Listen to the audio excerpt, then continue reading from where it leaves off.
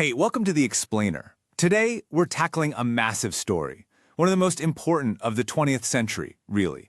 It's about how the huge, incredibly diverse subcontinent of India, while under colonial rule, managed to forge a single, unified national identity to fight for its freedom.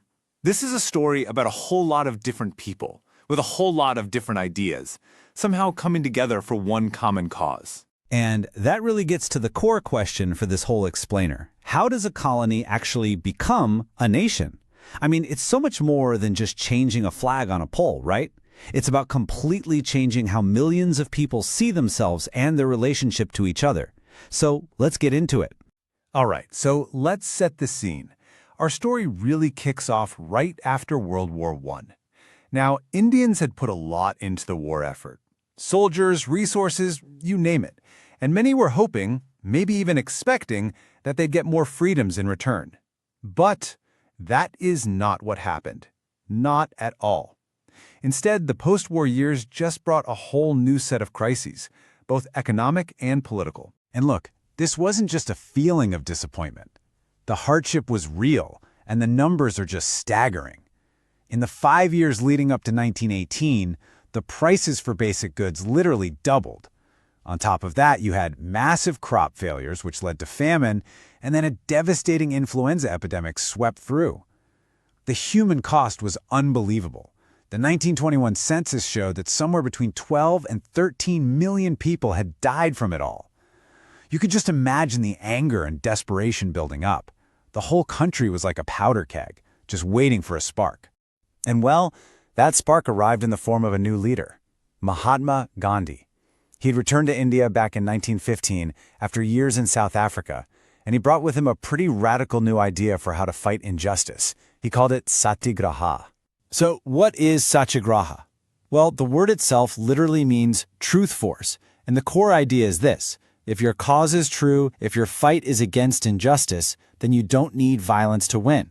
The goal isn't to crush your opponent, it's to appeal to their conscience, to make them see the truth of your cause. It was a completely different way of thinking about conflict, a battle of wills, not of weapons. And you can hear it in Gandhi's own words right here. He saw this as an incredibly active soul force, the idea that nonviolence was actually a weapon of the strong, not the weak. I mean, that was revolutionary. And it was this powerful concept that was about to unite millions of people. So this philosophy pretty quickly turned into the first huge nationwide movement.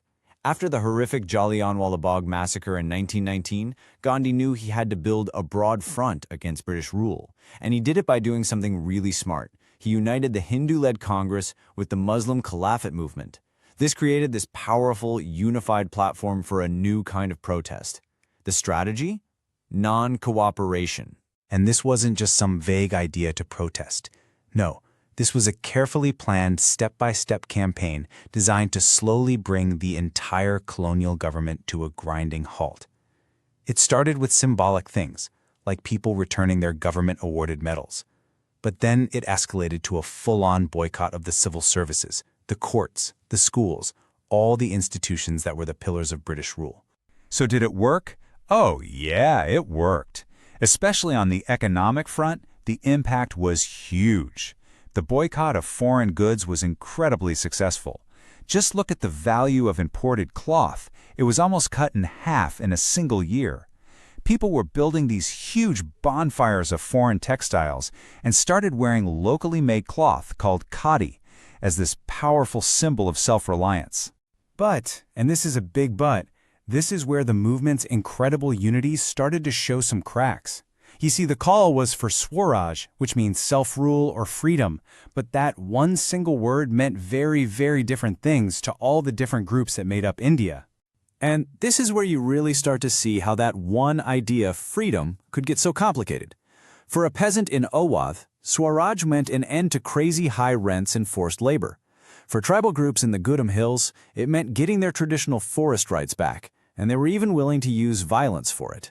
And for plantation workers in Assam, freedom was much simpler and much more immediate. It was just the right to leave the tea gardens and go back to their home villages. Everybody wanted freedom, sure, but their vision of it was shaped by their own daily struggles. ultimately, with so many different groups interpreting the call to action in their own way, it became really hard to control. And when a protest in a village called Chori Chora turned violent and protesters ended up killing policemen, Gandhi felt the movement had lost its soul. As a true believer in nonviolence, he called the whole thing off. He thought people just weren't ready yet, that they needed to be trained more in the real meaning of satyagraha. Okay, so after things were quiet for a few years, tension started rising again in the late 1920s. To get the national movement fired up again, Gandhi knew he needed a new symbol, something powerful, something that every single Indian, rich or poor, could connect with. And he found it in the most ordinary of things, salt. So it all started with an ultimatum. Gandhi sent a letter to the British Viceroy with 11 demands, and the most powerful one, the one that everyone could understand, was a demand to abolish the government's tax on salt. When the British ignored him, the march began. And get this, it started with just 78 of Gandhi's most trusted followers, leaving from his ashram. Their destination was the coastal town of Dandi, a journey of 240 miles, all on foot. It took them 24 days to get there, and along the way, thousands and thousands of people came out to join them. Finally, on April 6th, Gandhi reached the sea, picked up a lump of salty mud, and symbolically broke the law. That single act sparked a nationwide movement. And this was the start of something new, the civil disobedience movement. And you got to understand, this was a critical shift. It was no longer just about not cooperating. Now the call was for people all across India to intentionally, openly, and peacefully break the colonial laws they believed were unjust, starting with that salt law. But even a movement as powerful and symbolic as this one had its limits.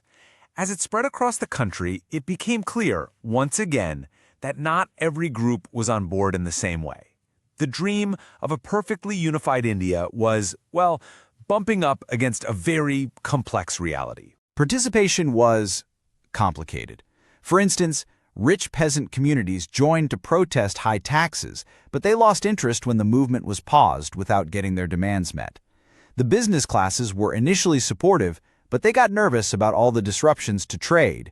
Industrial workers mostly stayed on the sidelines, partly because their bosses, the industrialists, were getting closer to the Congress.